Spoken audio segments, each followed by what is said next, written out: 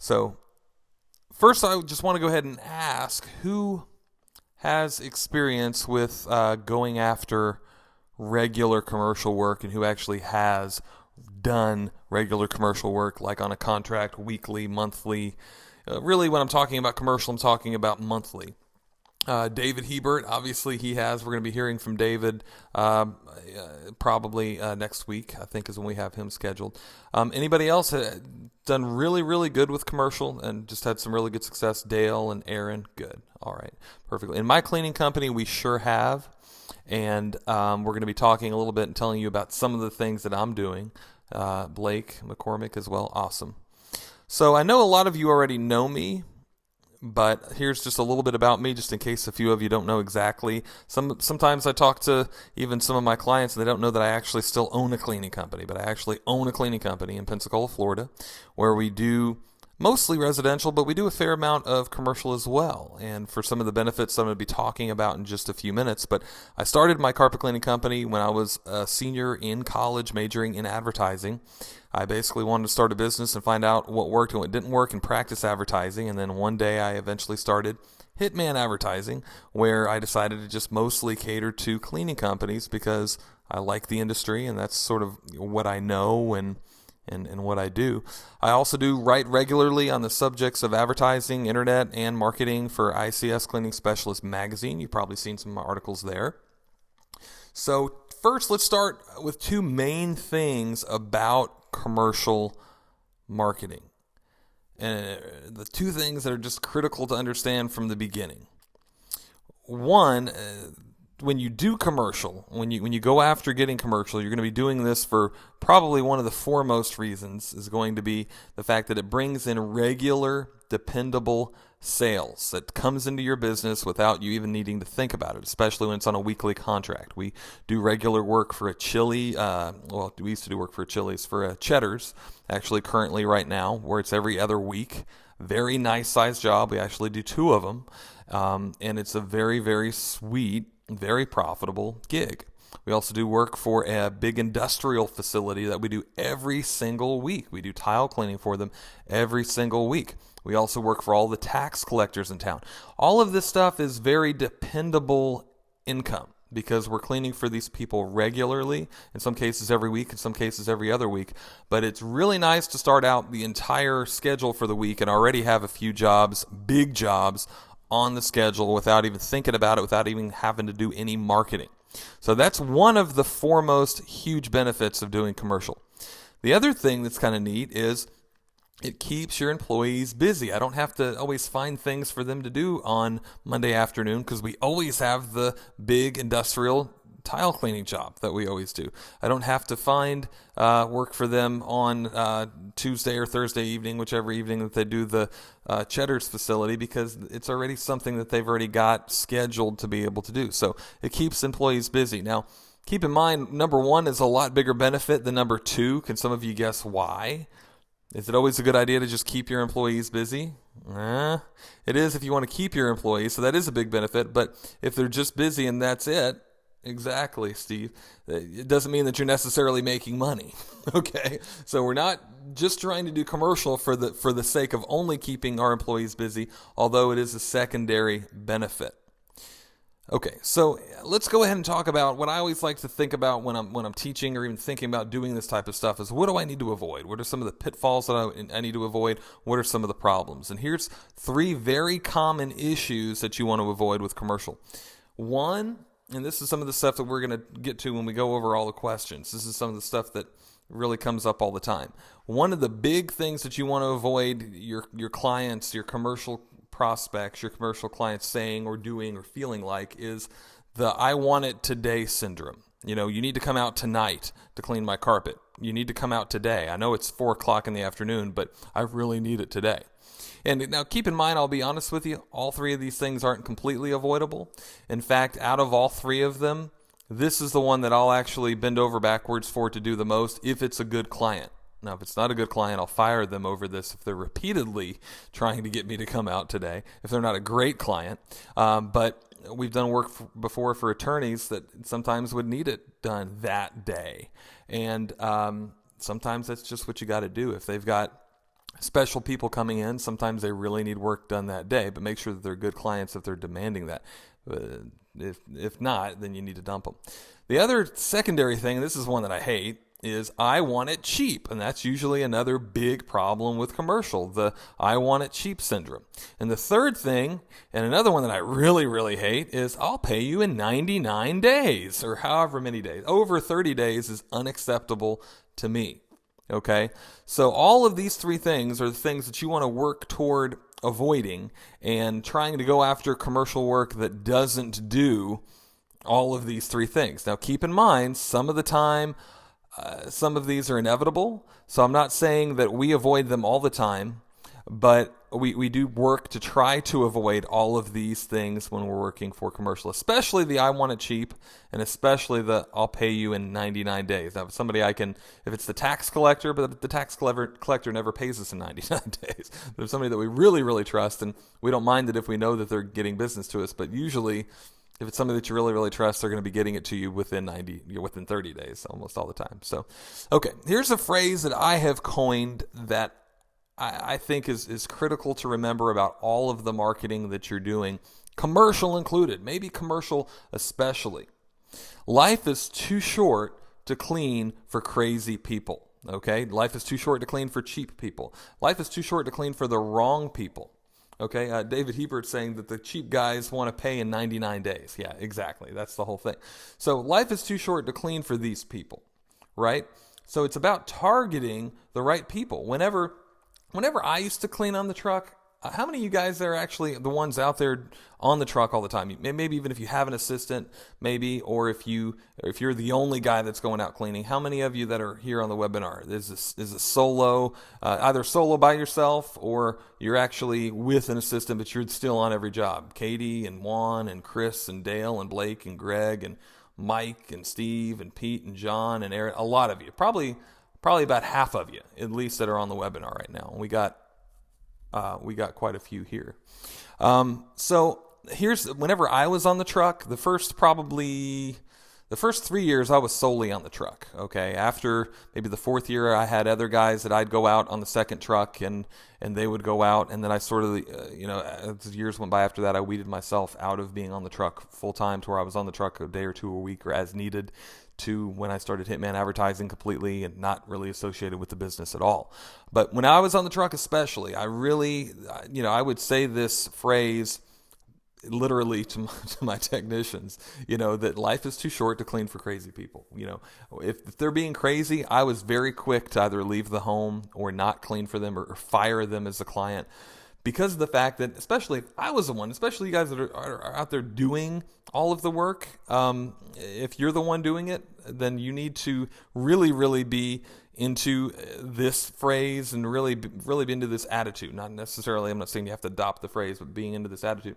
Lion is mentioning that he's having problems hearing me. I don't have anybody else saying that they're having problems, so it might be if I'm cutting in and out, Lion, you might want to maybe log off and log back on. I'm not real sure.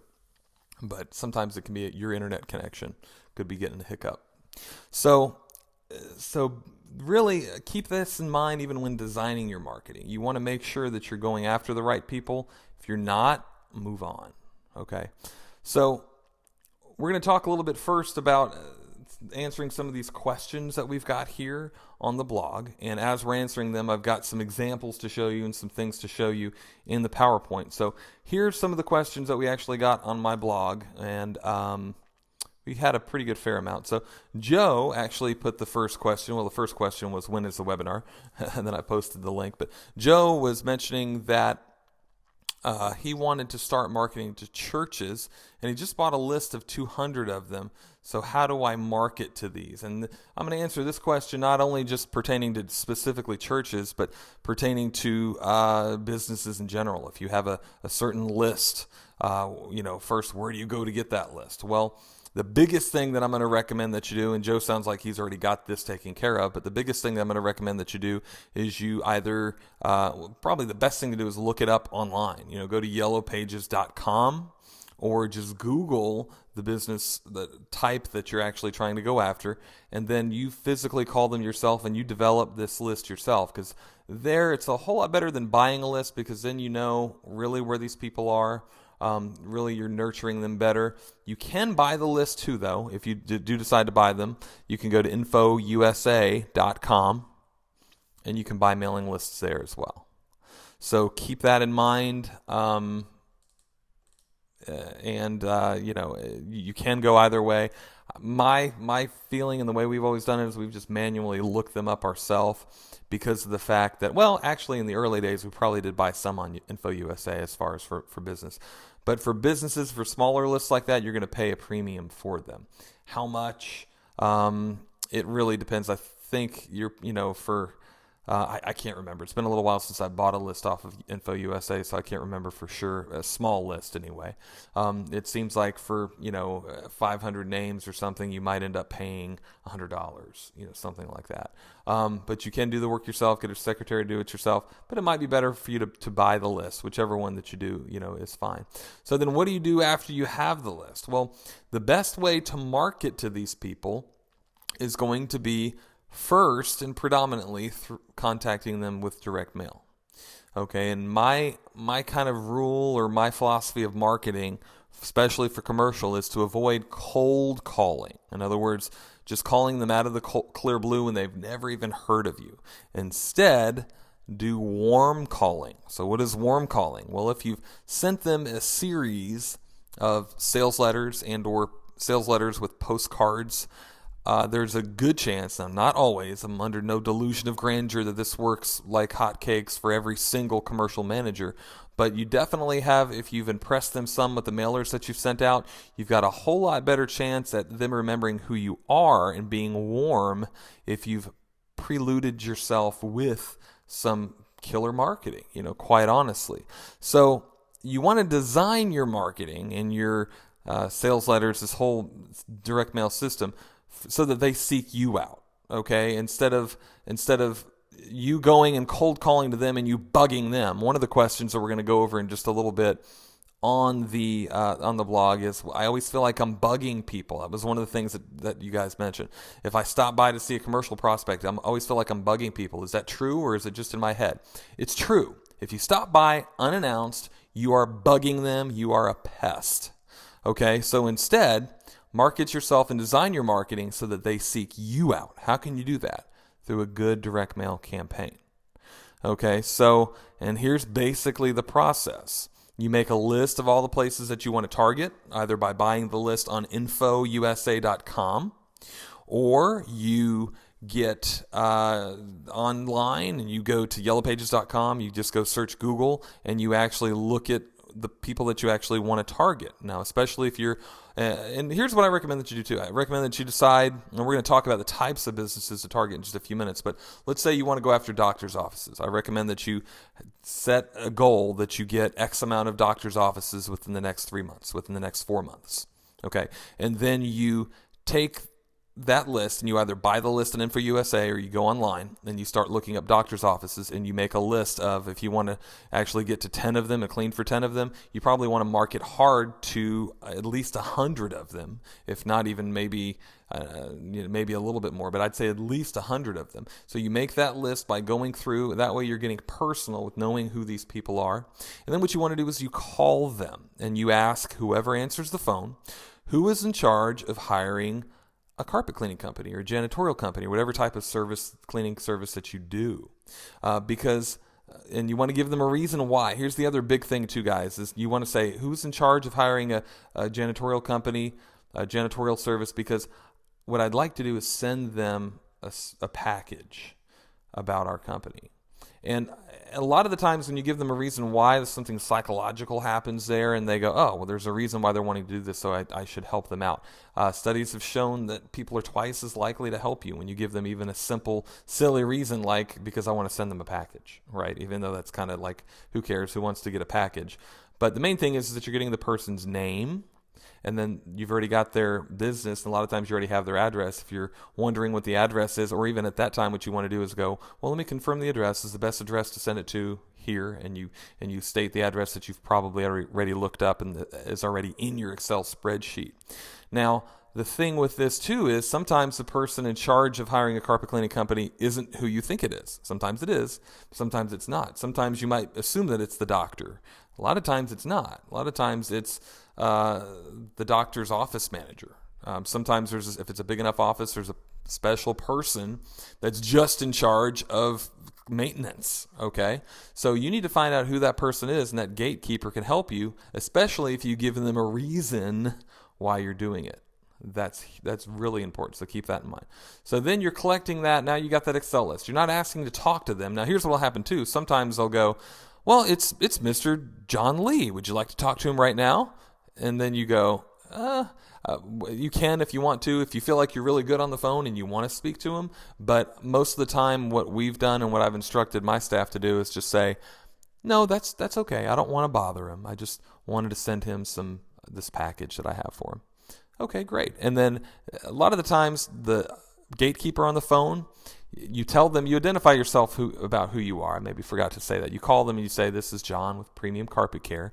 I'd like to know who the person is in charge of hiring a carpet cleaning service, because what I'd like to do is send them a special package. There, now you've sort of barely got your name in front of the gatekeeper, and that might really be the gatekeeper or might not be, depending on the office. And then you're not bothering them, and then you're quickly letting them off the phone. That's the thing too, because a lot of times when they know they got a salesperson online, they just want to hurry up and get off the phone. So you're letting them quickly get off the phone. You're not giving them a problem, and your first introduction to the gatekeeper is oh good, that's all they wanted, it's done. Wonderful. Okay, then the next introduction is you're sending them a compelling introductory letter with a killer offer in the mail. Keep in mind that when they seek you out, it's on your terms. If you're going to them just coming and stopping by to give them a demo and they've never heard of you, then it's on their terms and you're there bugging them. It is the case to where you're bugging them. But if you send them a letter, you're allowing them to seek you out. Or if you're seeking them out, it's via mail, which is nowhere near as intrusive as you stopping by the office. Whenever you have them seek you out, you'll actually be able to get higher prices, maybe the highest prices in town. You'll actually get to have better scheduled work because you're actually seeking out the work that you want, and you can more so be seen as an expert, especially when you use educational marketing that we're going to be talking about in just a minute. So, all right, so let's get back to the blog and see what other questions that we had over here. Oh, Pat has mentioned that he's having problems with actually implementing some of the stuff going on. And basically it is, a common problem.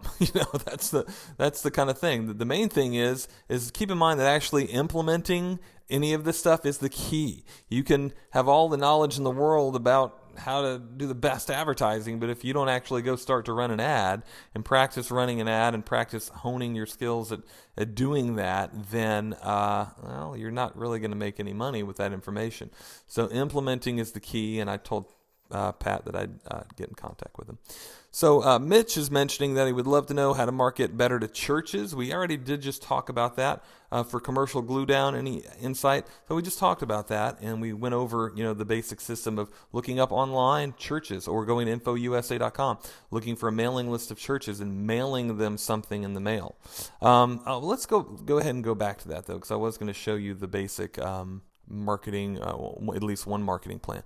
This is a campaign that has worked really well for us, and a lot of people that have done this before in the past that have been part of the commercial marketing course in the past. This is what I call the golden ticket letter. Okay, and it's a sales letter. Inside is an actual golden ticket that we get printed out on color paper, or we just print it out on gold paper, depending on how we're actually doing it. But it's a golden ticket. We even send it in a gold metallic envelope.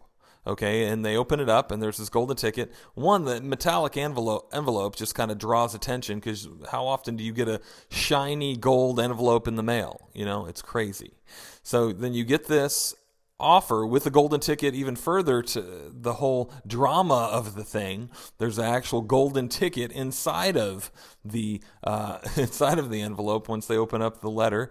And so it's like, wow, so this is what this is for. And it's a golden ticket to always have clean carpet and floors. And there's no obligation. It's basically for a special offer of $50 off, and we give them some of the huge benefits of our service, and we give them testimonials, and we reiterate what the offer is about and how there's no strings attached, and then we even follow that up with a postcard that's all about. This is one side of the postcard, and the other side kind of restates the offer. We follow this up with a 4 by 6 inch postcard that says, "Don't forget to redeem your golden ticket." And it's got on the other side. I don't have the other side. It's got my picture on the other side, and it's got basically the same restating of the offer, and it just follows it up and makes it work really, really well. Then even after that, we send them even another postcard another week later that says, "We're shocked we haven't heard from you. We felt for sure we'd hear from you by now, but you're going to love how beautiful your office carpet, floors, and upholstery are." And then on the other side, we restate the offer and let them know that they've got one more chance to respond. That is a good marketing campaign, guys. When you have something like that with just a really compelling offer, something that's completely off the wall. How many times have you gotten a metallic gold envelope in the mail with a golden ticket offer in it? Probably never, right? It draws attention, and it gets to people, and it makes people remember you, so that if you don't even hear from them after the 3 weeks and you send them this card, you may not have heard from them by now, but at least then you can stop by and or call, and there's a decent chance that they'll remember who you are. They might not, still, okay, but there's a decent chance that at that point they'll remember who you are when they've gotten 3 different mailers from you, and that were pretty intriguing type of creative type of an offer. So some other creative mailers that we've done are we actually have a letter with $1 million bill on it that actually either follows up the visit after you actually see them, or it's actually just even a fresh, cold mailer sent to people that we've never done business with before that we're seeking out. Back to school mailers with pencils inside the mailer and inside the sales, on the sales letter, pictures of them. A mailer with a stress ball that's actually got one of those squeezy balls, and it's stuffed inside of a box. A letter inside of a garbage can. A letter sent in a prescription bottle. We've done that, and that's worked really, really well for doctors' offices and dentists. In fact, that's one of my favorites. And also letters based around the holidays. I mean, anytime you can use the holidays as an excuse, it's great. Also letters sent FedEx or priority mail. If you I got something from a solicitor just the other day in Taylor at my office, who a lot of you have talked to. Got it, and it was sent, might have been UPS, I don't remember. But the fact that it was like this special thing. And he had it set aside, and he was going to give it to me as a special, because it was a package. Because he knows that he's not supposed to open packages. It goes directly to me. Anything else he filters through and opens and, whatever. But since it was a package, it goes directly to the decision maker. Okay, so keep that in mind, and it's not always, and anytime you do that, you want to make sure it is a really good proven offer, and it can help response rate quite a bit. So all right, so I showed you those, and then we're going to talk a little bit about one of the next questions. We're going to go over just the basic marketing plan about all of this. Mark is asking, how do you get to these respectable 8 to 5 commercial accounts? In other words, the accounts that you've cherry picked. How do you get to these? And what special needs do they look for? Okay. And what do they look for? They're looking for somebody dependable. They're looking for somebody who has insurance. If you're going to be doing a lot of commercial work, guys, you need to have at least $1 million of liability insurance, maybe more, depending on the place that you're working for. And you need to boast that to everybody that you talk to about commercial. Now, keep in mind, not everybody with commercial cares, but more of them, I think, care than don't care. So make sure that you boast that. Also boast background checks on your employees if you do them. Also boast drug testing if you do it.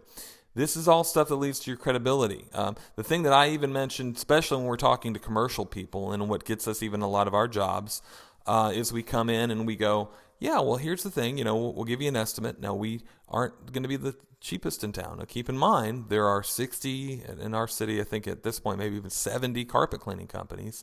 Out of that 60 or 70 companies, maybe 10% of them actually have workman's compensation. That means the other 90% do not. So the fact that we do leads to our credibility, and it leads to the fact that you're protected. As well, our education.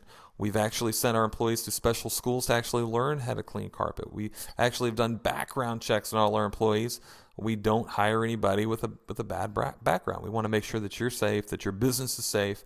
So you're talking about them and you're talking their language. That's the kind of stuff that they're looking for. And two, they're looking for you to be on time. Okay? You want to even give them some type of a guarantee that if you're not on time, they'll get 50% off of that actual cleaning.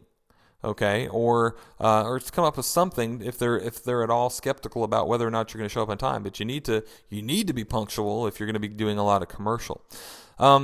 So he's also mentioning that he's in a small town, and are there enough opportunities for full-time, daytime commercial business? That's really an open question because I don't know how big of a town that you're in. I would say if it's a small town, my gut feeling would be no, because I don't know how many.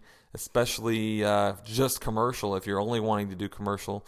I don't know how many businesses you would have in a town of 5,000 or 3,000. That's what I would consider a small town, You might. I don't know. It depends on the type of town that you're actually in. It depends on how much work that you're doing. But I would say you could go after, and one of the questions we're going to answer in just a little bit too is, I'm just starting out or I'm starting over. Should I target mostly residential or commercial or both?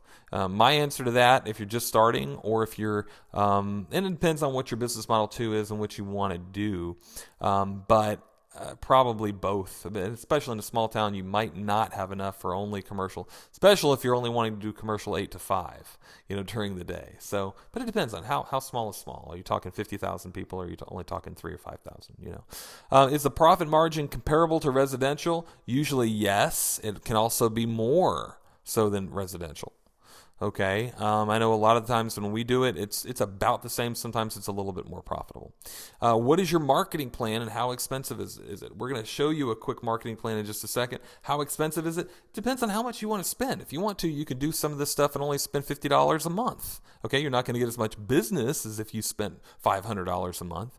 But if you were starting from level 1 or from not that busy and really needing some commercial, you'd probably want to spend at least $500 a month. Obviously, the more that you spend, the better results you're going to get. But the neat thing about some of this, the way we do commercial and the way I've taught some of you guys in the past is really some of it is not just spent cold calling, but it does involve work. So I don't want to water this down and say that it's just you wave a magic wand and next thing you know you've got all this commercial work. You do have to do some legwork. You do have to get online and do some work looking up stuff or buy a mailing list at Info USA, which is obviously a lot more expensive.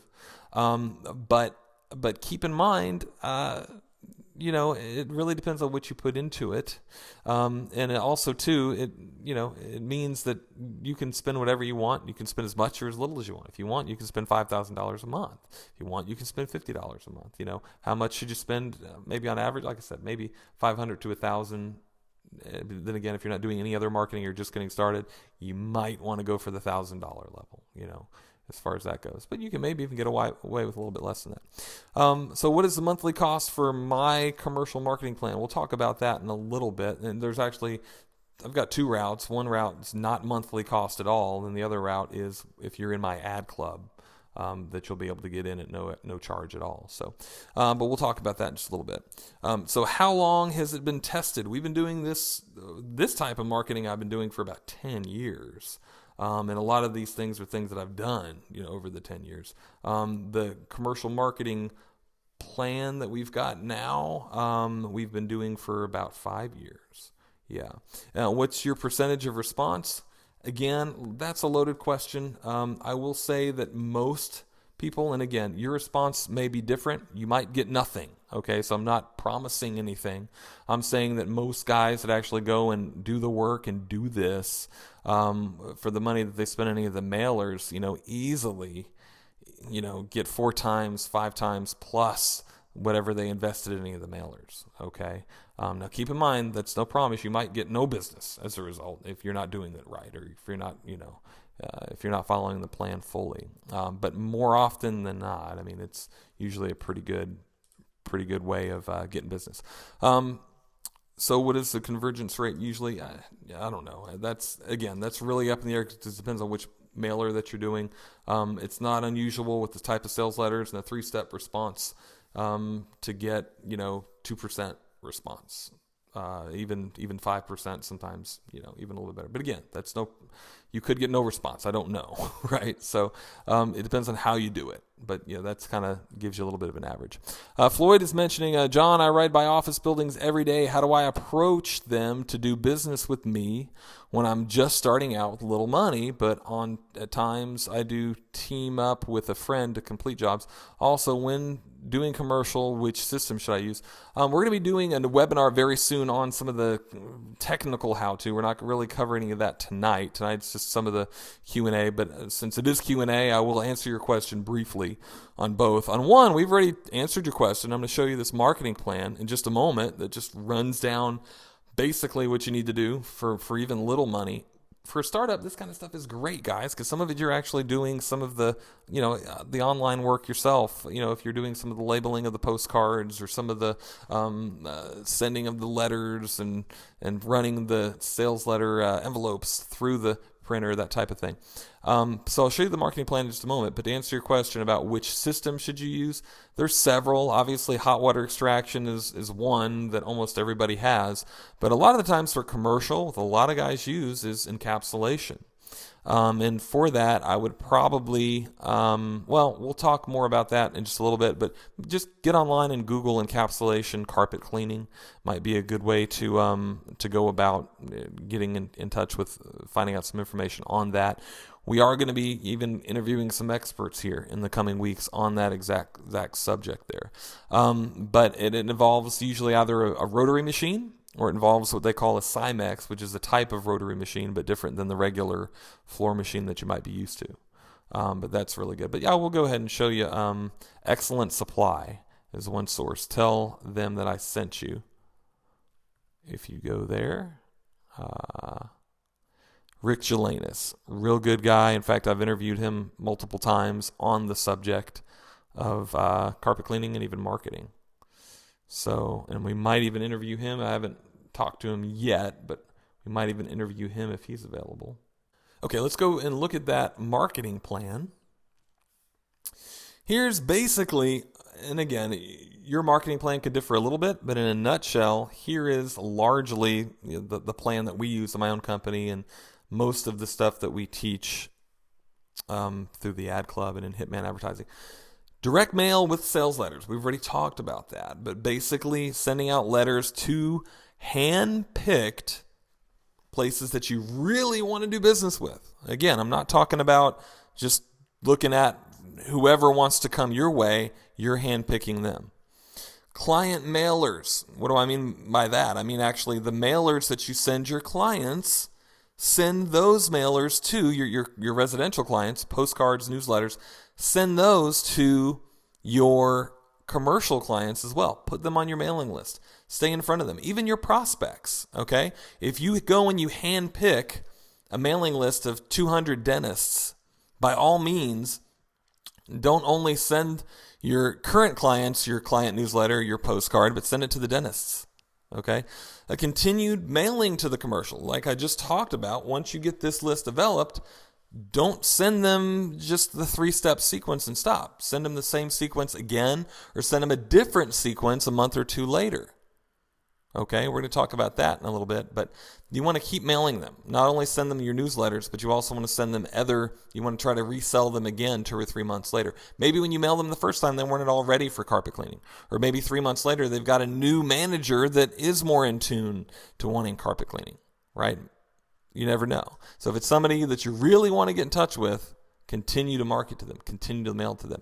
Also, internet marketing. Believe it or not, we pick up several commercial accounts. In fact, the Cheddar's job that we just reached, the account that we, not that recently, several months ago, that we somewhat recently got in touch with, got us on Google. And we went out, looked at it, sold them on our reputation, and they hired us to clean the Cheddar's in our city and the Cheddar's in the city next to us. It's an hour drive, but they pay us even more. They pay us for the drive. So it's a win-win. But internet marketing can be great. Facebook, LinkedIn, YouTube, and even doing SEO to be able to get them to go to your website. And another thing that I see neglected all the time that needs to be part of your marketing plan is when you go out to talk to these people, don't walk in with an empty hand. okay, or just an invoice or an estimate form or your business card. Whenever you walk in with professionally done brochures, it helps set you apart. Okay, and here's a brochure that we have as part of the ad club, but it's a tri-folded. This is only one side of it, but it's folded here. It's a tri-folded, beautiful, glossy brochure. When you walk in, you give them, if you're talking to them about carpet, you give them a brochure on how to care for your carpet and rugs. If you're going to be talking to them about tile cleaning, or dyeing grout, some of these jobs, guys, can be $2, $3, $4, $5, $10,000. Okay, no joke. We've done them. Okay, when you do those and you just walk in empty-handed and you're talking to them about how great of a tile cleaner you are, well, that's wonderful. But when you talk to them about how great of a tile cleaner you are, and by the way, you're educating them with this beautiful, professional, tri-folded, glossy brochure, it sets you apart. Again, maybe that and that alone isn't going to make or break whether or not you get the job, but a bit of credibility you have to add to your arsenal is going to help. And I'm surprised at how few times cleaners really don't have this type of thing at their disposal. So, it's something that's really, really important. You want to walk in with professional literature too, brochures, booklets, that type of thing. So here's an example of some of the client mailers that we mail that, again, we also mail to our commercial prospects and our commercial accounts. We want to also educate them about reasons why they clean their carpet. Also, the real reason why their tile and grout and floors get so dirty. We want to stay in front of them about this type of stuff. So, all right, well, let's get back to the blog and get some of these other questions that we've got right here. Jerry's mentioning, just any advice, and we've already been giving you some advice, so that's good. Shelly's mentioning, I just do not do well getting out and marketing to commercial clients. Always see that no soliciting sign and think, oops, I'm soliciting. On the other hand, I drove into a place today and signed them up in about 5 minutes. Then I say, why did it take me 10 years to do this? Exactly. Well, the time was just right. But the thing is that you want to put this type of thing into a regular system. Not just a once in a blue moon, and not just you got to get out there every Thursday and try to sell to people you've never even talked to. If you like to do that kind of thing, great. I didn't always like to do that kind of thing, okay? So it's always better, even if you do like to do that kind of thing, to prelude yourself with the sales letters and that marketing message. It always works a lot better. Mark is mentioning, how do I get them interested in calling me for cleaning? Again, we've already covered that, the marketing plan that we've just done. Steve is mentioning, I'm tired of doing apartments because they never pay on time. Are there any good apartments out there? That's a good question. Seems like I've already cleaned for them all. How do I find the good ones? It's about choosing the people that you want to do business with. It's about, don't just sit there and wait for them to call. You go after and handpick the right clients. That way, when an apartment complex comes around, we've done apartment complexes. Out of all of the commercial that we've done, apartment complexes are my least favorite. Currently, we don't do any work for any of them. We're not beneath it. We will do it. Apartment complexes are hard. I don't know how it is in your city, but in my city, apartment complexes treat carpet cleaners like second-rate citizens. I mean, honestly, it gets ridiculous. I remember one time I had my assistant technician was there with me giving an estimate because we were just stopping by, and the apartment manager was making fun of me behind my back to my assistant and making faces. And I didn't know about this till afterwards. We're coming over here to clean some stuff for her, and here we are busting our butt to get there, and then she's going to go and do this, right? Obviously, I never made an iota attempt to ever go back to clean for them. Right? Are there any good apartment complexes? There are. I do know of guys who do make very good money cleaning for apartments. My company isn't one of them, just because, I don't know if it's just because of my city or what, but there are good ones out there. But how do you find them? You go out, you pick them. Don't just let them pick you. Matt is saying, what is the best way to approach a commercial manager? It seems they never want to talk to me. Again, it's the picking them, getting that mailing list, calling them, the system that we just outlined, and then actually letting them call you. And then if you do need to call them, it's after you've been mailing them for a while, and at least they're somewhat familiar with what you're doing. Now, the other thing, too, is like we mentioned with the $1 million campaign. I won't go back to it, but it's up there with that one, or with the golden ticket campaign. Basically, you send them a compelling offer like that, then you send them the follow-up postcards, and then you wait a month. And then if you want to, during that month, go visit them or call them. If you don't, wait a month, maybe 2 months, and then mail them a different series of letter with a different offer. With, again, something compelling. Maybe this time it is the one with the $1 million bill, or the one with the stress ball, or one with the prescription bottle, but something different and compelling. And then you send them that sequence with the postcard. And then if you still don't hear from them, then you call them and you say, hey, look, I've been trying to give you all these great offers. I'm really trying to get in touch with you guys. What do I need to do? But at that point, especially if you've mailed them 2 sequences within a few months, a real good chance that they're going to remember you. Corey's mentioning, I wanted to add more commercial cleanings so that I have more steady monthly income. My problem is my lack of confidence of what to say. I could get a better idea of what to say and how to get through the gatekeeper. If I could, okay, good. I would feel much more confident. Again, getting through the gatekeeper initially, calling them and just saying, hi, I'm John with Premium Carpet Care. I'd like to find out who's in charge of hiring your carpet cleaning service or your floor cleaning or whatever type of service that you do. And what I want to do is send them a special package. The other thing, too, is if all you do is carpet cleaning, they'll easily tell you if they don't have any carpet. Well, we don't even have any carpet. And if you don't do tile or hard floor, then you go, okay, well, good. Well, now we can get out of that. Or, you might want to mention, well, do you do area rugs or whatever type of service that you do? At least then that's why, too, it's sometimes better to do that than get on Info USA. Because Info USA is not going to tell you whether they have carpet or whether they have tile or area rugs or hardwood or what they have, right? Which, by the way, too, I do hope to cover some stuff on hardwood floor here in the commercial course that we're going to be doing soon. But that's basically how you get through the gatekeeper, and you mail them that stuff, and you mail them that sequence. Okay. Then when you feel comfortable with going to see them, be it after the first sequence of mailers or after the second sequence of mailers, one of the two, go visit them and or go call them. By that point, you're a little bit more likely to be a warm prospect. They're likely to be a warm prospect instead of cold.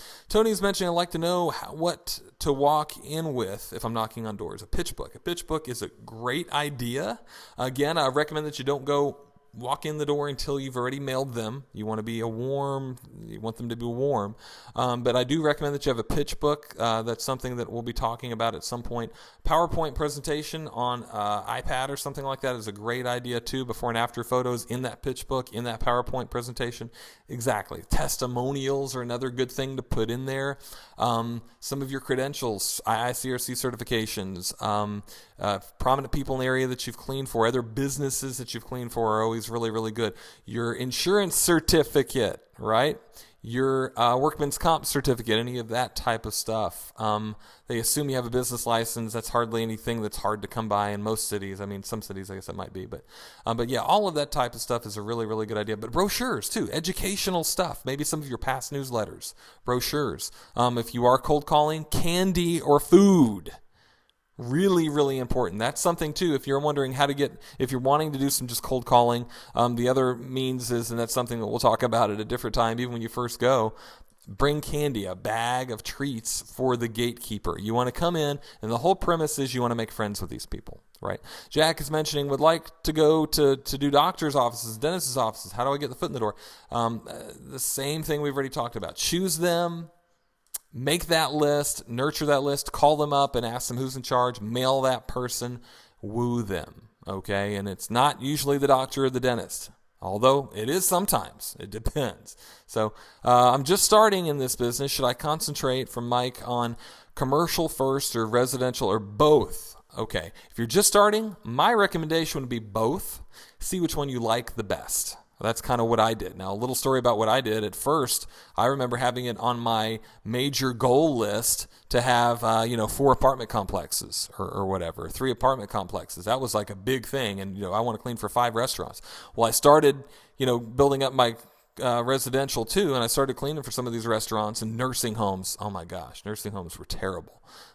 and we start cleaning for these places, and I started to realize, oh my gosh, a Chinese restaurant, that was like one of the biggest nightmare cleanings that I'd ever done. And I started to realize this is not the kind of stuff I really, really want to do. I'm not winning anything by getting these accounts, but at least then you learn, what you really want to do. But two, you also should learn by some of the experiences that I'm telling you about right here, maybe in Chinese restaurants. I like eating at Chinese restaurants. I like Chinese people.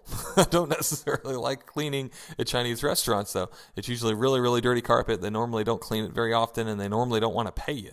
Which are two things that I don't like, and don't want to pay you well, which are two things that I don't like about cleaning for anybody, really. So that's what I would do. I would concentrate on both, see which one that you like better, but follow some of these principles. Dale's mentioning, I'm willing to pound the pavement, so to speak, but I'm not sure what to say when I walk in or what to leave behind. We've already talked about that, so we've already mentioned that. How do you get commercial accounts to refer you? Well, that's a good one. How do you get them to refer you? You have a referral program in place. Now, Howard Partridge, my good friend, has got a great referral program where he offers a 10% referral reward for anybody that refers his business. Basically, if you refer him a $200 job, you get a 20% referral certificate. You can take that certificate, use it for cash. You can actually redeem it and get a check for $20, or you can use it for $20 of future cleaning. So it's pretty neat. So implement that referral program, mention it to your clients, put it in your client newsletters, and mail those newsletters regularly every other month to all of your clients, to all of your prospects. And what you want commercial accounts to refer you to is not only other commercial accounts, but to their employees. Okay, if you actually send that commercial account, if you're doing business with an attorney's office, okay, and I speak from experience on this, and you're happy with that attorney's office, okay, and you're sending the point person a regular newsletter, and it's got your referral program in it, and he's happy with you, you are going to get referrals. Okay, I promise. So that's another big way to do it. But not only that, too, just go in and maybe ask if you can leave some of the newsletters in the break room. Maybe ask if you can leave a brochure about your referral program in the break room. You have to develop the relationship with them, but that's how you do it. You just let them know about your referral program, and it needs to be a systemized referral program. What is a productive way to approach restaurants? Obviously, night or morning work. Yeah, that's the bad thing. What kind of commercial accounts are day work? I'm going to show you those in just a moment. Restaurants, the same exact way that we've already talked about. And let's go ahead and talk about which commercial accounts are day work at this point. Okay, so it's about educating them. What are your top picks? Okay, and these are the ones that I consider, most of them even day work. Not always, but a lot of them can be day work. And these are my favorites. Okay, law firms, love them. They have to have clean carpet for their clients, and they usually have the money to spend. The downer is, a lot of times, maybe not a lot of times, but sometimes they'll need to cancel on you at the last minute. They'll also sometimes need emergency cleanings. But since they're paying premium prices and they're usually getting fairly regular cleanings, I don't mind it as much. Doctor's office, same type of thing for the most part. Schools, depends on the school, and a lot of times it's even for us more private schools and public schools. We've done a little bit of government work, but not a ton. But private schools for us seem to be a lot better, and that just might be just the niche that we've sort of fallen in a little bit. Churches can be great. And again, how have we gotten in touch with most churches? Usually we've cleaned for a staff member, either the pastor, the secretary, or a deacon, or somebody that's a prominent person in the church, and they refer to us and say, hey, you got to use these guys. These are the best, right? And then how do they usually know that we're more of a professional company and about our referral program? Anybody? Our newsletter. Exactly. All right. Large industry facilities. Again, we clean for a large industrial facility every week. They never have paid us in more than a week. And they're just great. They're flexible if sometimes they need us to reschedule them a little bit later. Just good people to work with. Government contracts. Sometimes it's contracted work, or sometimes it's even just business at some of the government offices. But again, some of this is about like how we got in touch with. We clean for all the driver's license and all the tax collectors' offices every few months in our area. And how do we get in touch with them? I think we were referred by one of our regular clients to the main tax collector in our city. And ever since then, years ago, she has used us for cleaning at all of the tax collectors' offices. Now, again, how did we probably get that? Well, probably from our newsletter postcard, quite honestly. So, and that was going out to our clients. So what are some of the secondary picks? Maybe not your top picks. And again, in some cases, you might not even want to, I'm not saying you don't want to touch some of these, but I'm just saying that unless you have a good reason, you probably want to go after some of these first. I don't know. It depends on your area and what you've got going on or where you have connections. But restaurants can be good. They can also be terrible. Okay, I'll be very upfront with you about that. Apartments can be good. And I'm only going on other people's experience more than my own. Most of the experiences I have personally had with apartment complexes have not been good.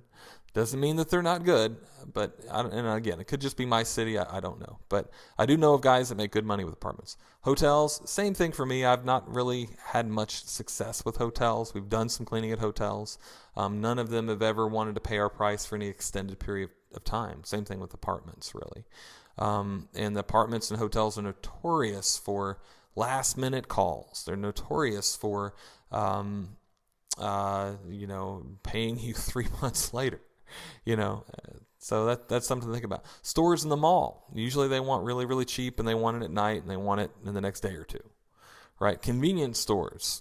Same kind of thing. They normally don't have that much money. If you notice, too, a lot of these places don't normally have the big budgets as some of the other lists as well. Sometimes hotels do, but they usually have in-staff cleaners, carpet cleaners, tile cleaners, floor cleaners, that type of thing, but not always. It depends on the hotel.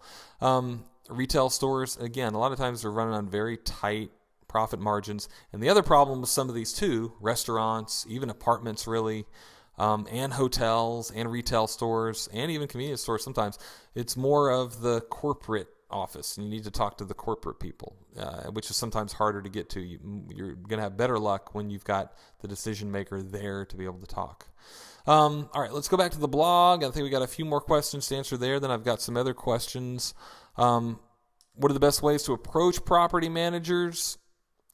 Same ways as all the other ones we talked about. Do you think a targeted mail campaign would work? Yes. Or the old-fashioned drop-in and visit. Targeted mail campaign and then a drop-in and visit is the most likely approach. That's what I would do. If you drop in, it's a good idea to have a leave behind. Yes, like a small gift. Treats, goodies are a great idea. Brochures, your newsletters, your postcards. I always feel like I am disrupting them when I visit unannounced. That's because you are. Okay, exactly. And that's why you want to go in as more of a welcomed guest and a warm prospect by preluding yourself with a good quality mail campaign, a good, interesting campaign, and coming in with treats and goodies and bringing them educational brochures, because you don't want them to just look at you as Bubba the carpet cleaner. You want to be looked at differently. You want to be preceded. You want your company to almost be mentioned and talked about in that office before you ever get there. But maybe this is just my own opinion. No, it's the case. You're right on. That's keeping me from acquiring. No, but I think I gave you some good ideas for that, Brian. Steven's mentioning just need a basic idea of what to do to get more commercial. We've already talked about that. Tim, what's the best way to land commercial jobs? We've talked about that. Went over that marketing plan. Everybody that's on this webinar will get access to this recording. So you can go back and listen and watch some of that stuff again. How do I get them into a contract? Okay, that's the other question. Should you do a contract? Some people, some prominent, guys, Steve Taburin, he recommends, I think he's the one that recommends a contract. I can't remember or not. But contracts can be good. I've never really done, I can't say never, I've rarely done contracts. Why? For instance, the cheddars that we're doing. If they're ever ticked with what we're doing, I don't want to clean for them anymore. Right? I don't want to obligate them to having to clean for me. Now, if there's a certain amount of cheaper cleaning that you're giving them, but here's what we normally do instead of a contract, though, okay? In fact, when Cheddar's contacted us, I forget even how many square feet of carpet they've got, but we said, first time we come out, it's going to be $475, okay? Anytime you get cleaning within 2 weeks, 15 days, we'll give you a $100 discount. Okay, and that's for the one that's right down the street for us in our city. Okay, and I forget how many square feet of carpet it is, but it's not all that terribly much. The other one that's not in our city, we're charging $100 more because it's an hour drive. That's probably not enough. It's only $50 per way there and back. But since they're doing both restaurants, and again, it's less than 1,000 square feet of carpet, I think, or I can't even remember. But but it turns out to be pretty, for the square footage, it turns out to be pretty good work. But basically, and the fact too that it's every other week, you got to consider all those. But don't just take it. So we're not really getting. Maybe I'm getting ahead of myself. We're not really getting into the justification of prices here. But in a nutshell, you want to make sure that you're pricing it properly. So. But contracts, you give them a discount that way. So you give them a discount based on, you clean for the first time, it's this much. Anytime you get cleaning within this amount of time, you get this discount. So if they ever wait, they're going to pay the $450 price, right? So that's usually the way I like to do it. That way that they know that, well, you waited and now they're paying a higher price. And they're more likely to stay cleaning regularly, and it's better for you too as well. So how do I find out who is in charge? We've talked about that. So usually a specific person handles it? Yes, usually. Sometimes it can be more than one person, but it's normally one person. How do I find out what their cleaning budget is? I don't know that I would bother with that as much. I don't care what their cleaning budget is. I just care of whether or not they want to pay my price. And I think most of you that do a lot of commercial probably agree with that. It doesn't matter what their budget is to me.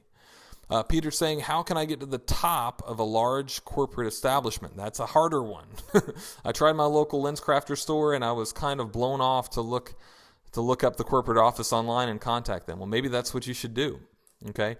And the thing that you should tell the corporate office is that you're local. You need to send them a good letter, not just a business boring letter, but a good, attractive letter, like some of the ones that we've talked about. And I'm going to give you guys some options on how you can even get a hold of these letters too in the ad club and as part of the commercial course, the commercial package that we've got.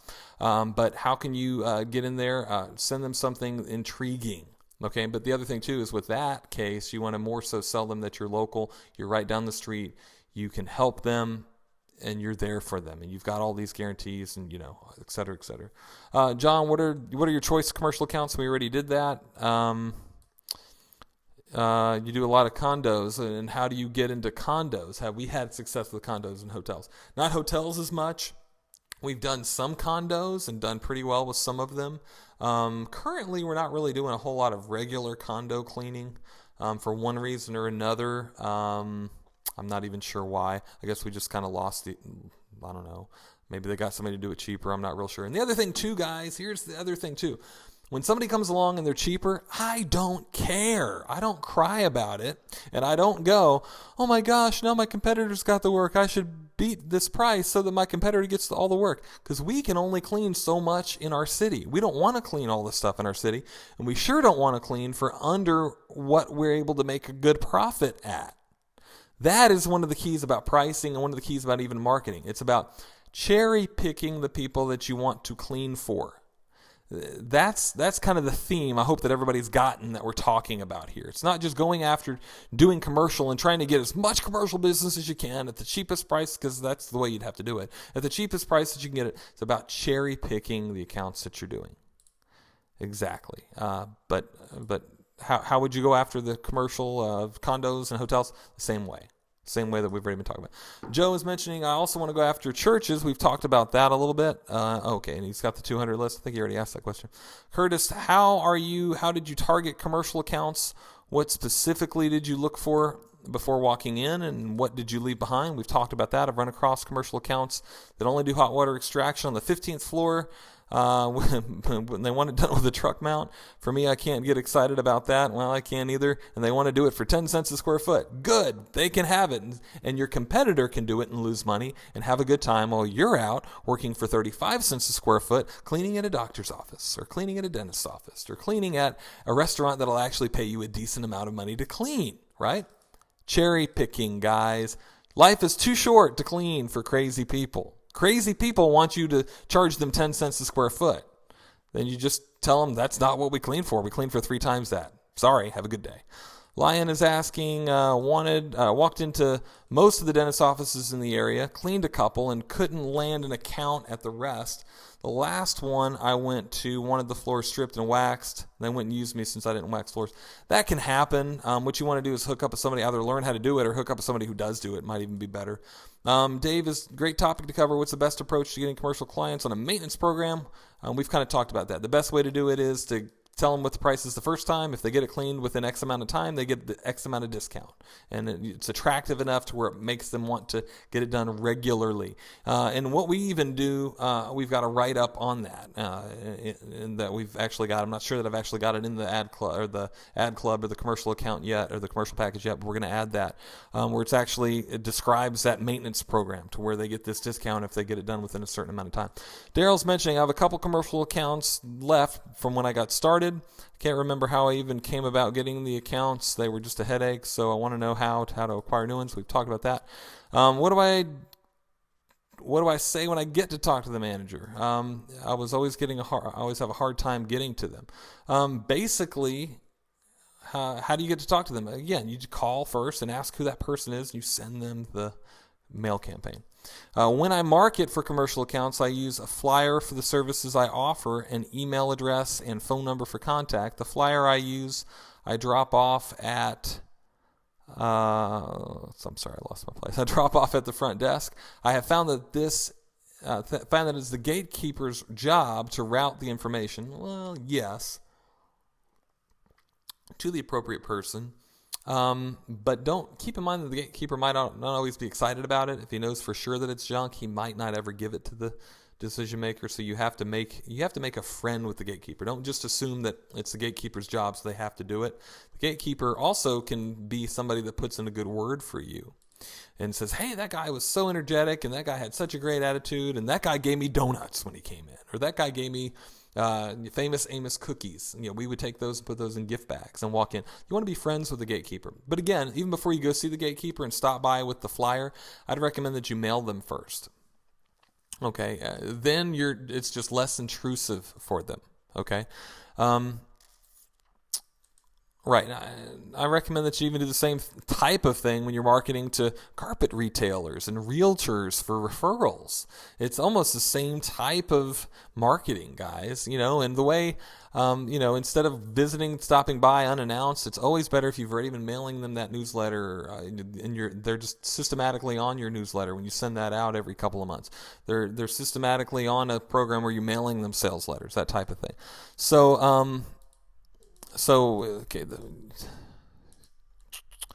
The appropriate person, because in most cases it is not the office manager. Right, you have to call and ask who the appropriate person is. And that way, too, you're not just bugging whoever is at the front desk, because it might not be the person you need to bug. You just need to call and say, hey, who's the person in charge of hiring a carpet cleaning company? I'd like to send them a special package if I could. Wonderful. They'll easily give you that name 99% of the time. Is this a good approach to establish a first contact? So when I would, instead of making a cold call, I'd again do the mailing. But the other stuff that you mentioned was good. Trisha's saying, right now we are a husband and wife team only.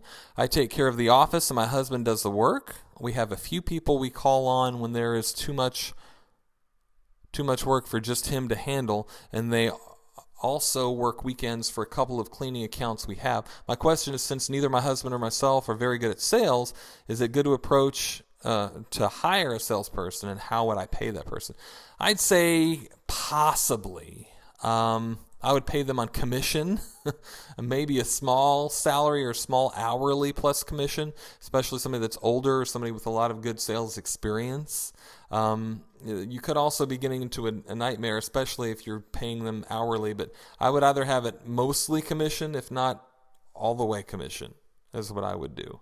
Maybe minimum wage plus commission, and even then monitor what they're doing. I've heard of a lot of horror stories when somebody's just blindly hired a salesperson, even said that they were great, or might have even had been a good salesperson, and even at minimum wage, that can end up costing you way too much money. I'd still go with the concept, though, of mailing first. Your sales, when you mail first and precede yourself with something of good advertising, good marketing, your sales work is going to be so much better when you actually do go and call upon them. Greg is mentioning, as with many, I haven't had the intestinal fortitude to go door to door knowing 99% will say no.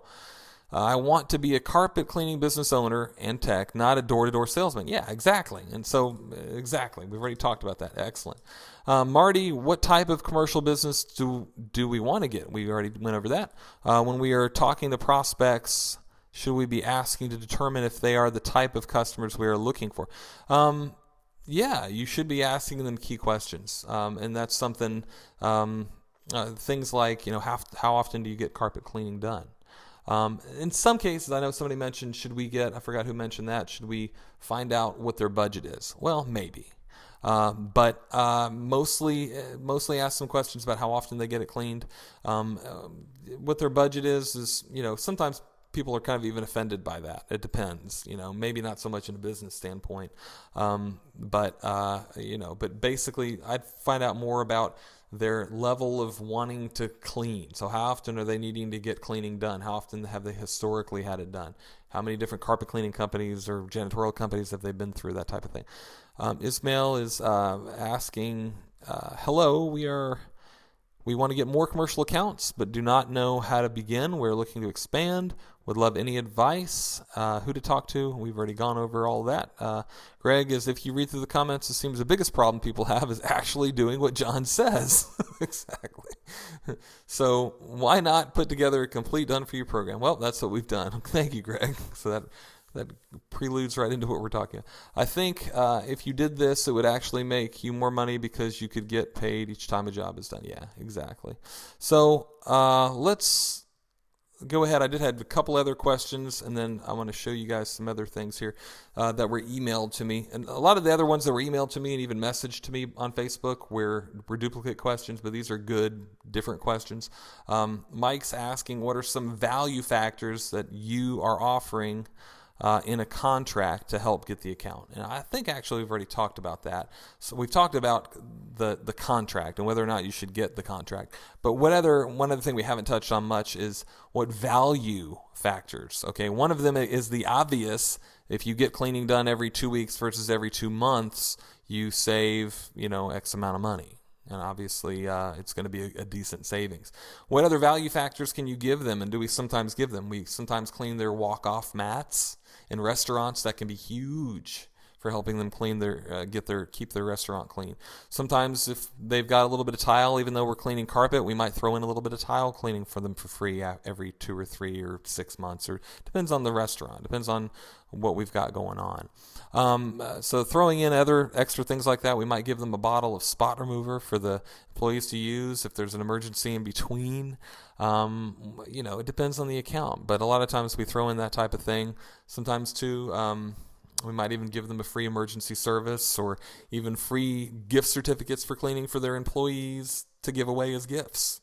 $50 gift cards. We've done that before, and that's worked really, really good to be able to get referrals. That's another way that we didn't even talk about before, to just spur on getting referrals, giving them gift cards. That way the employees there, if it's a big, nice business full of people that actually make money, aka an attorney's office, it's a good way to get referrals. How do I capture the name and mailing address this is from Frank, for all of the offices nearby in a specific complex or a specific industry?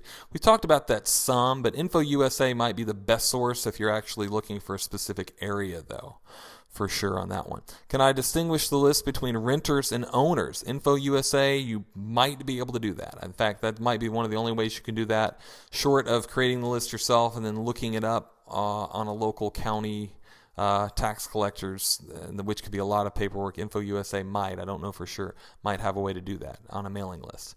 Again, you're going to pay a premium for the mailing list, but it'll be a lot of legwork saved. What kind of letter or postcard should I send, and how often? I've showed you a couple examples, but just something intriguing, and told you about a couple of examples. How often?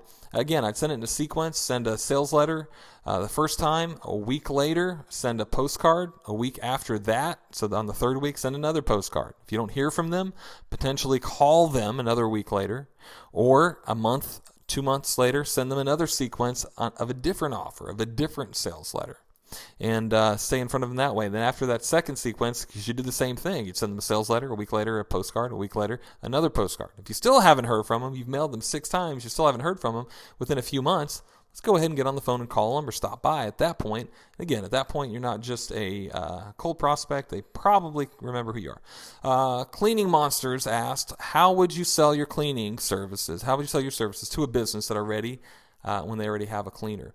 Well, you once you're talking to them, you go ahead and inform them that if they're ever, just, leave it open. Don't be intrusive, but say, if you're ever unhappy with what they're doing, we'll be there. And the other questions that you want to ask is, what are you unhappy with? Is there anything that you're unhappy about that they're doing or they're not doing? Sometimes they'll tell you, and then you can sell them based on that. Oh, you're not happy because they're not on time. Oh, you're not happy because their employees look like they just got out of jail. Oh, you're not happy because, whatever the case may be. But find out. That's what I would ask them is, what are you unhappy with about what they're either doing or what they're not doing? I'm just curious. We always like to know that. And you don't approach it from the standpoint of, so I can, tell you that we do different. I'm always curious just about people that do hire carpet cleaning companies. What are you happy with and what are you not happy with? So that's a really good question. That's what I would tell them, and then just tell them, well, if you're ever ready for another cleaner, we'd love to have a chance. And you don't sound desperate. And again, when you're doing this type of marketing, you're not just out desperately pounding on doors. You're doing a little bit of this in a robotic marketing type of fashion, and then you're sitting back and you're waiting for calls. And then when you are going out and make a call, at least half of the people have sort of kind of remembered who you are. And it's a lot better than nobody remembering who you are, right? Believe me, a lot better. Again, speaking from experience. So a little bit too about making your sales effort more effective. You want to do this and avoid cold calling. And you want to use direct mail as your prelude to have the direct mail go in before you, have this campaign go in before you.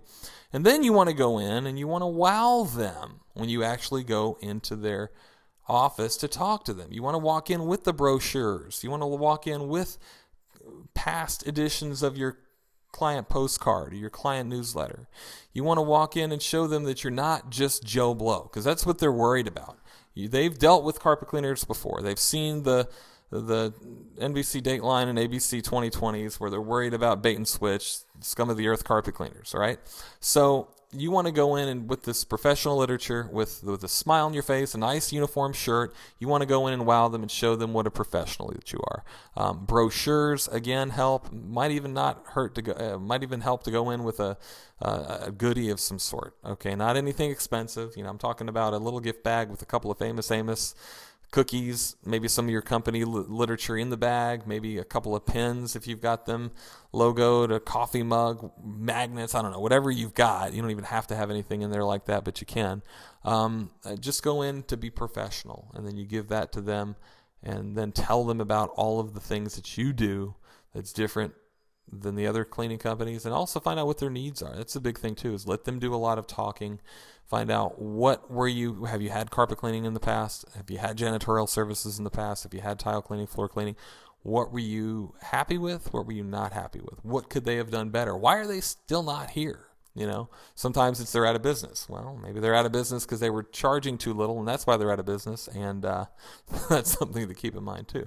So you want to find out what the whole deal is and get inside what they've got going on. So the big thing is that you want to wow them. You want to be a professional. You want to not be your average Joe, everyday cleaner. You want to change your image if you need to change it. And hopefully maybe a lot of you already have the proper image, but keep in mind, sometimes you do need to be working on your image to be able to get that better. So like we've mentioned before, we do have an already created system for commercial marketing.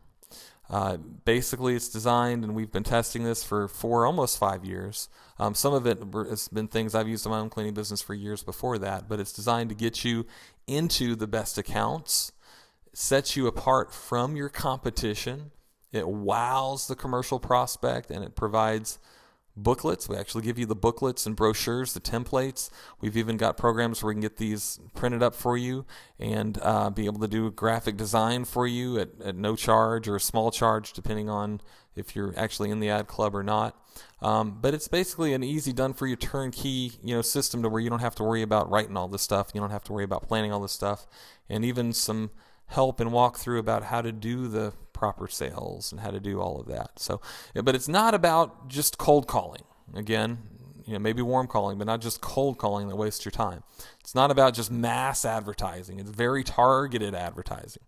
And it's not that you need a website, although a website can help, don't get me wrong, or need any other advertising experience.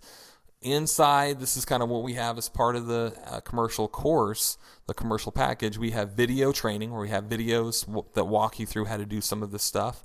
We do 6 webinar training course modules at least throughout this process of Q&A, but also to just training you through this.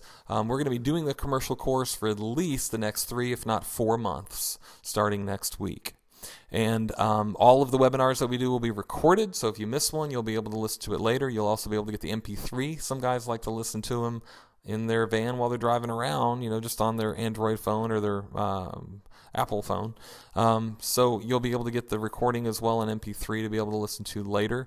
But it walks you through really doing this stuff and talking with the prospects. All the brochures, even that I've mentioned here, those 2 brochures are included in the course for you, and other brochures as well about commercial marketing, as well the show-stopping sales letters. All the sales letters that I'd mentioned, all of those sales letters are there. The prescription sales letters, the $1 million sales letters, all of those are there, and they're provided for you. And then as well, we provide some of those postcards that we talked to you about for you, and even give you a couple of examples and a couple templates for newsletter postcards for you to be able to use. So all of this, of course, comes with a 100% guarantee with this training package. Now, I do want to tell you that you can't just take the course and that's all and expect to make a lot of money. You do need to do something, okay? So if you get in and you're actually doing something with it, and this doesn't at least double your money that you spent on the course and even the mailers that you're doing, return it for up to 6 months for a full and complete refund of what you paid for the course. I'm that confident that it's actually going to make you money. So, but it requires you rolling up your sleeves and doing something. Simply getting in and being part of it and a fly on the wall isn't going to help your business. You actually need to go in and make it work. So, right now we're actually rolling out again part 2 of the commercial marketing course.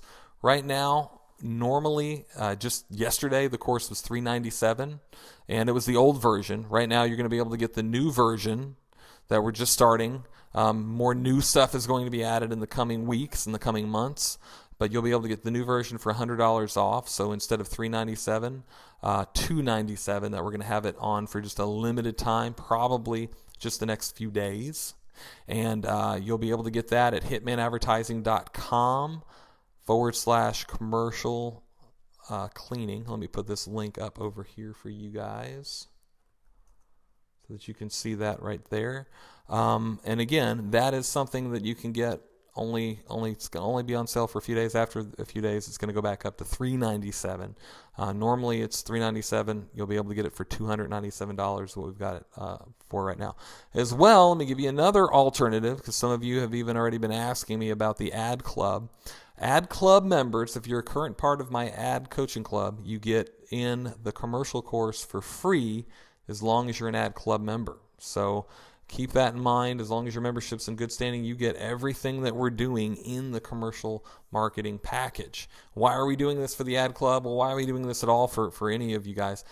Again, the busy season's coming up, and I want to make sure that you guys are doing all that you can to market to the right people and to be able to get the steady income, because right now is one of the biggest times of year to start thinking about that type of thing. So that's really what we've got going on as far as what you can do to be able to get all of the stuff. Again, turnkey, ready for you to go. All of the ads we talked to you about, all the brochures and all the training about how to do more of that. Somebody's asking for the link for the coaching club sign up. Here's the link right here. Most of you probably have seen where this is at, but this is it right here. And as well, in the coaching club, you actually also are going to be able to get holiday postcards that you can send to either commercial or residential. You can send to your current clients or even prospects if you'd like to. There's at least 10 of them themed for holiday, Christmas, that type of thing. Available there. We'll even do the graphic design for the brochures if you want to do that for you once per month, or the postcards, whatever it is that you want to do. But you get access to the commercial account. You get the holiday postcards and greeting cards. You can also get a Christmas card if you'd like to be able to send that. And also, too, you get access to 6 of those cleaning brochures. 2 of them we kind of briefly showed you right there, but all there. You can look at all of what's included here, and that's what we've got going on for right there. We'll go ahead and stop the recording. I think I got 1 or 2 questions that I might answer here in just a second.